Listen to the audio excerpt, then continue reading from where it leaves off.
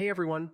In this walkthrough, I'm going to show you how to design a clean and professional book cover in Canva. If you're new to Canva or you just want a smoother way to build your cover, this guide will walk you through everything step by step. Yeah, so let's get started. So first, we'll open a new project. In Canva's search bar, type book cover, and you'll see a bunch of preset sizes pop up. Just pick the standard book cover layout. I mean, the one that fits your style, and open it. Now, Canva gives you like hundreds of templates. Browse through the styles: minimalist, bold, fantasy, romance, whatever fits your book vibe. If you want, start with a blank canvas too, but using a template just saves time. All right, next up, click on the text fields and type your book title.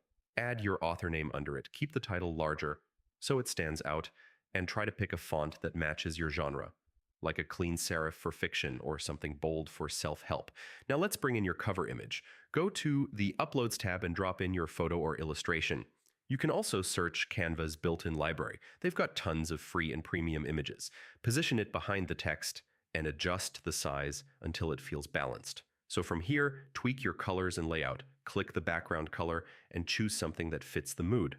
If your text is a little hard to read, try adding a faint shadow or a subtle shape behind it. Small changes really make the whole thing pop. If you want, you can add icons, shapes, or little accent graphics. Just search in the Elements tab. Don't overdo it though. Simple covers usually look more professional. Once everything looks good, click the download button in the top right corner. Choose high quality PNG or PDF print, depending on what your publisher needs.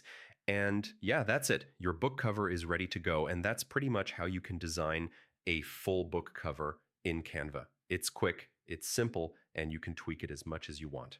So yeah, hope this helped, and I'll see you in the next tutorial.